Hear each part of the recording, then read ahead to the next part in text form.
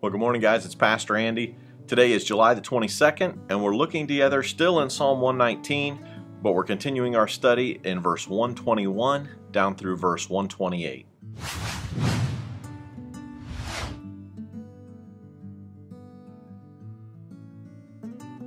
In this section of Psalm 119, it really reminds me of an old hymn. And I like the old hymns. I like to listen to them from time to time and sit back and reminisce and remember, because there's some great truths in some of those old hymns. Not discounting the new songs, because I love them too. It just depends on what's happening in my life, what I'm studying, what I'm going through, as to what I'm listening to that day. But as I was reading the psalm today, it reminded me of one of my favorite old hymns, and that is Blessed Assurance, Jesus is Mine. Oh, what a foretaste of glory divine. And I thought about that hymn as I was reading here, and I want you to think about that hymn too as we read today, if you know that hymn. Psalm 119 verse 21 says, "Don't leave me to the mercy of my enemies, for I have done what is just and right."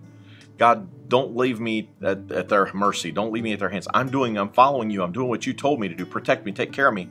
Verse 122 says, "Please guarantee a blessing for me."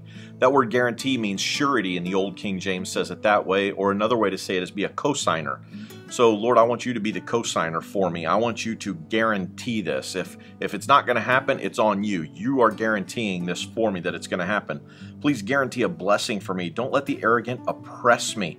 That word oppress has to do with abuse of power and authority, slandering, talking about.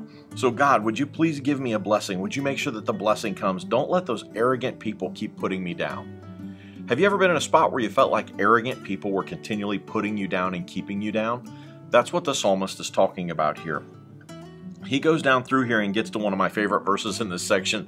Verse 126 says this, "Lord, it's time for you to act, for these evil people have violated your instructions."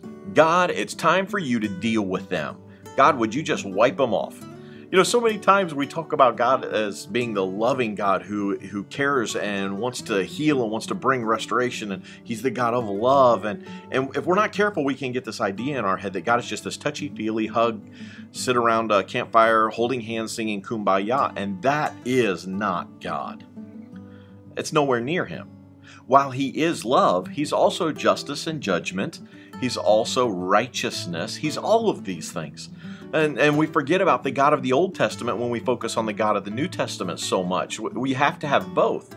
And the God of the Old Testament, if you read through there, you find people like David, who's praying for God to kill his enemies. Would you just wipe them out, Lord? You see Moses leading the nation of Israel. And at times Moses is ready to wipe out the nation of Israel for not listening to God. And then you see God at times and ready to wipe them out. And Moses intercedes for him, and back and forth and all these things. And when we read this stuff like this, if we're not careful, well, we forget about God being like this. But we can say, if you look here, it says, Lord, it's time for you to act. Lord, you need to take up this thing. You need to deal with this. You're the only one who can deal with this. God, those evil people have violated your instructions. They have broken the word that you have given. They're not following. They're attacking me. I am your servant. I'm doing what you've called me to do. I'm doing what you want me to do with my life.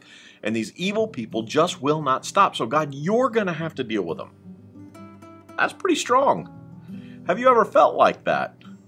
That's what the psalmist is saying here. God, you've got to act. Verse 127, "Truly, I love your commands more than gold, even than the finest gold." Do you really love God's word like that? The word commands there is talking about God's word. Do we hold God's word in the same value, at the same level, or higher than gold? If I was to offer you gold bricks today, and I had a stack of them here on my desk, and I mean, it's big, and I had a Bible on the other side, gold bricks or a Bible, which would you pick? Be honest. Which would you pick? That's a tough choice. But should it be? The psalmist said, "Truly I love your commands more than gold, even the finest gold." Each of your commands is right. That's why I hate evil, every false way. Do we really hold God's word at the same level as money or power or gold? I encourage you today, Get into God's Word and you'll see. Taste and see that the Lord is good, as the psalmist said. Do you really feel that God's Word is that valuable to you?